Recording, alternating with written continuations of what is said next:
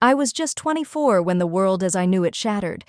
One minute, everything seemed relatively normal. Well, as normal as it could get in our house, but the very next minute, it all came crashing down. My father, the man who had always been the rock of our family, just left. No warning, no dramatic argument, just a quiet, almost detached announcement at the dinner table that he couldn't do it anymore. He was tired, he said. He couldn't take it. And just like that, he was gone. I could feel my heart drop to my stomach as the room fell into stunned silence, but as hard as it was to believe, I didn't know what to do with the truth of his departure. Why? How? At that moment, everything in me screamed that I had to step up. My dad had always been the one holding us together, but somehow it felt like I had to carry the weight of that responsibility alone.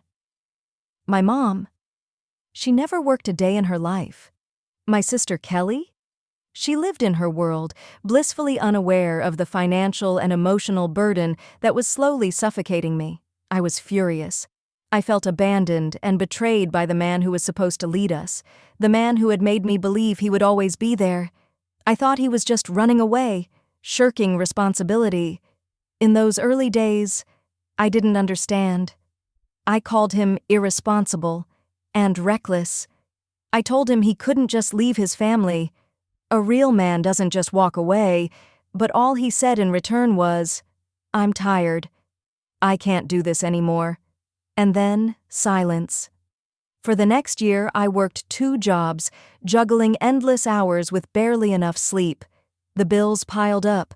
I paid for groceries, utilities, and even vet bills for Kelly's dog, a dog she wouldn't take care of but wouldn't part with. I had no idea what my mom was doing. She said I was the man of the house now, that it was my responsibility. That's what she always said. Kelly, meanwhile, lived in her fantasy world, never once stepping up to help. It felt like no matter how much I gave, it was never enough. I kept thinking things would get better eventually, but they never did. Then, one fateful Thursday night, things finally broke. I had just come home from my second shift, exhausted and defeated. I didn't even bother washing my dinner plate. I threw it in the sink, planning to clean up later, but Kelly wouldn't have it.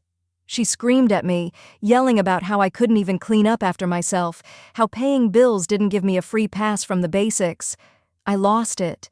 I snapped. I called her lazy, selfish, and irresponsible. And, of course, my mom overheard. She stormed in, taking Kelly's side as always. "How dare you talk to your sister like that? You think you're so much better than us just because you work?" I couldn't believe what I was hearing. After everything I had done, they were mad at me. They were mad because I was finally fed up.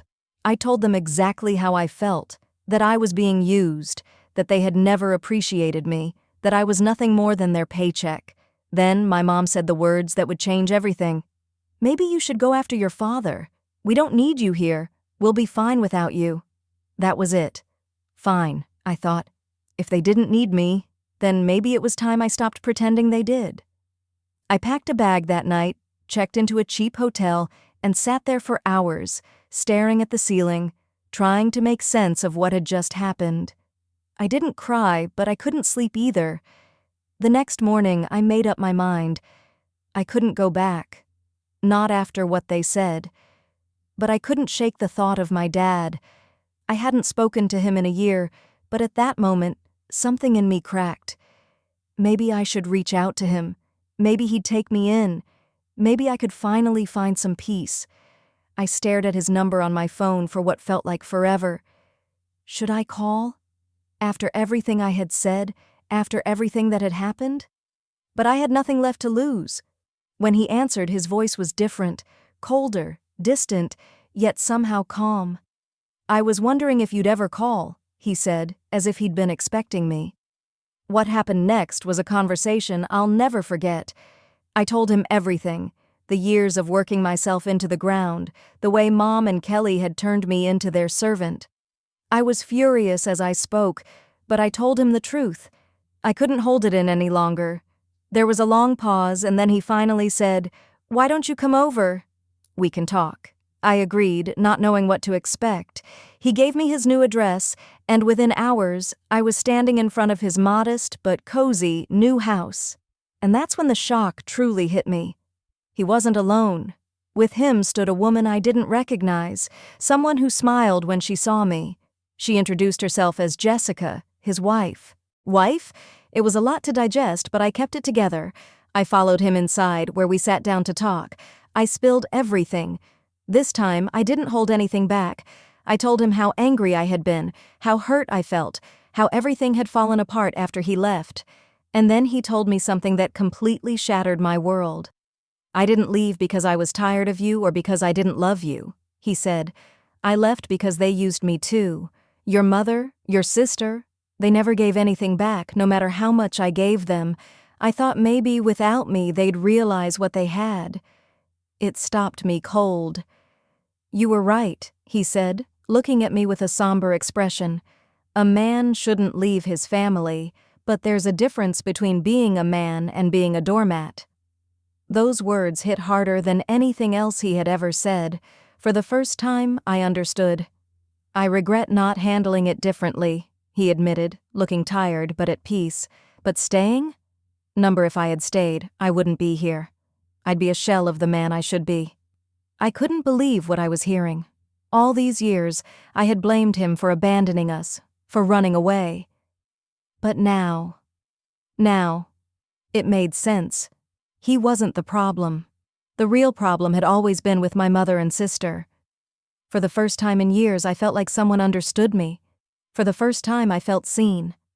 I stayed at my father's house that night, and it was the first real home I had felt in so long. The next day, things took another unexpected turn. My mom sent me a message. It was the first time I'd heard from her since I left. I miss you, it said. We need you. I'm sorry for everything. I stared at the message for what felt like an eternity. Should I respond? Should I forgive them? A few days later, she showed up at my dad's house. Kelly was with her, and the apology felt like it came straight from a script. They begged for forgiveness, but as I looked into my mother's eyes, something didn't feel right. They weren't sorry. They were desperate. And then, it happened. The real reason they had come. They wanted money. Kelly wanted a car. A dream car she couldn't afford. My mother was asking me to help. After everything I had done, after everything they had put me through, they still thought they could use me. That was the last straw. I left them once and for all, and this time I wasn't coming back. But then came the twist I never saw coming. Days later, my dad pulled me aside and told me something that changed everything. The real reason he had left, the things he had never told me about my mom's betrayal. You deserve to know the truth, he said.